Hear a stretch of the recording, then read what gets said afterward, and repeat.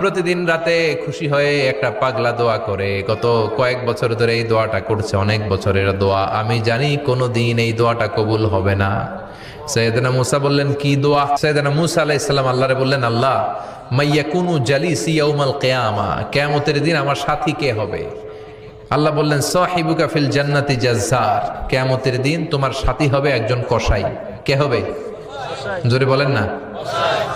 সৈয়দনা মুসা আলাইহিস সালাম একটু ফেড়া হলেন, কিরে কসাই কেন আমার সাথী হবে? আমি নবী মানুষ, নবী হবে আমার সাথী, আল্লাহর ওলিরা হবে আমার সাথী, কেন কসাই হবে আমার সাথী? রব্বুল আলামিন বললেন, মুসা যাও নিজেই যে দেখে আসো কেন কসাই হবে তোমার সাথী। সৈয়দনা মুসা আলাইহিস সালাম কসাইয়ের দোকানে গেলেন, যে দেখে না কসাইয়ের স্পেশাল কোনো আমল নাই, খালি গোশত কাটে। কি কাটে? সারাদিন গোশত কাটার পরে বিকেলবেলা বড় একটা গোশতের টুকরা নিয়ে প্যাকেট করে বাড়ির দিকে রওনা হয়।